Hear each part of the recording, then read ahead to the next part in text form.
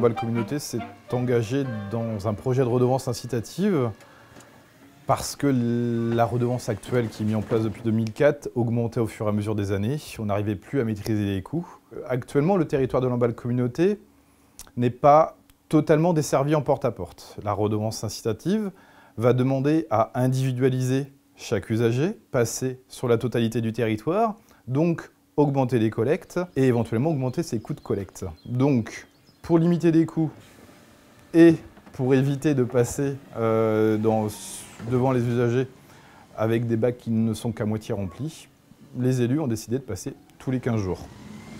Avec l'Agence régionale de santé, nous avons monté un dossier qui montrait la promotion du compostage individuel depuis 2007 sur le territoire, ainsi que la mise en place du programme local de prévention avec différentes actions que Lamballe Communauté a mis en place ou met en place dans les 5 ans à venir sur le territoire et qui ont pour objectif de diminuer la fraction ordures ménagères. Avec notamment les élus de Lamballe Communauté, on a présenté cette demande de dérogation qui nous a été accordée à l'unanimité au niveau du CODERST, avec quelque part les félicitations du jury.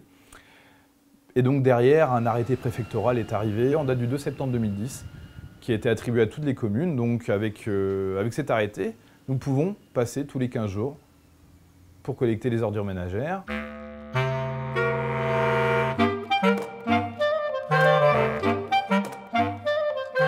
Chaque foyer aura son bac individualisé. La puce, c'est ce petit truc-là qui est sous le bac, on disait, qui n'est pas facile à remarquer, mais à chaque fois qu'il est levé par la benne de collecte, ça enregistre. Donc on saura en fin d'année combien il y aura eu de levée de bac pour chaque foyer. Alors, actuellement, on a fixé un nombre de présentations minimum de 12 présentations par an. Donc les gens qui présenteront leur bac 12 fois dans l'année, c'est-à-dire qu'une fois sur 2 moyennes, on aura le tarif minimum. Ceux qui présenteront tous les 2 semaines, donc 26 levées, auront le tarif maximum. On a commencé les nouvelles collectes en mars 2011 pour un passage tous les 15 jours en déchets sélectifs et en ordures ménagères. Ce test à blanc jusqu'à la fin de l'année, fin décembre 2011, va nous permettre de doter exactement et du volume adéquat le nombre des professionnels, des particuliers et des bâtiments communaux de la bonne dotation. À côté, la redevance incitative, c'est aussi les déchetteries. Nous souhaitons contrôler les accès en déchetterie, donc nous limitons les accès à la déchetterie aux usagers sur une partie forfaitaire à 6 accès. Par contre, elle pourra y aller d'une façon supérieure si elle le souhaite, mais chaque fois qu'elle se présentera à la déchetterie, elle paiera une visite supplémentaire par rapport à ce forfait de 6. Dernière chose, au niveau de la redevance incitative, on a des foyers qui ne peuvent pas avoir de bac individuel chez eux. Soit ils sont en collectif, soit les rues sont trop étroites pour que la benne passe. Donc ces gens-là vont pouvoir avoir accès à ce qu'on appelle des colonnes enterrées avec du contrôle d'accès. C'est donc des grands bacs de 5 mètres cubes enterrés au plus proche de leur habitation.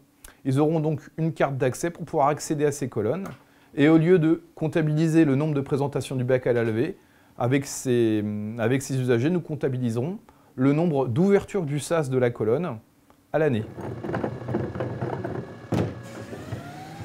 La réaction des usagers a été positive.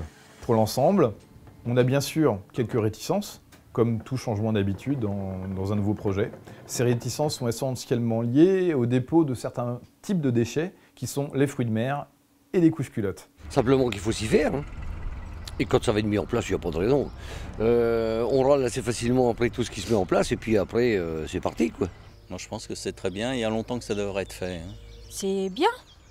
Et puis bon, il faut que les gens s'y mettent aussi à faire le tri, tout pour la planète, tout quoi. Alors évidemment, il y a des soucis des fois quand il y a les gens comme nous reçoivent les petits-enfants ou des choses comme ça. Peut-être que ça peut poser problème à certains niveaux, je ne sais pas. Le bac, il se met dans le fond du jardin et il n'y aura pas d'odeur, hein. Il suffit de le mettre à l'ombre. À partir du moment où ça ne coûte pas plus cher, c'est bon. Ouais. Que le coût, c'est important quand même. Une diminution économique, difficile de l'estimer pour l'instant, parce qu'on est en train de travailler là-dessus. Par contre, une diminution globale de production de déchets ménagers, oui. C'est-à-dire qu'actuellement, on est à peu près à 240-250 kg d'ordures ménagères par habitant par an. Et nous souhaitons, avec comme objectif, passer à 150 kg par habitant par an. Résultats qui ont été atteints dans d'autres collectivités, donc il n'y a pas de raison qu'on ne les atteigne pas sur l'emballe communauté.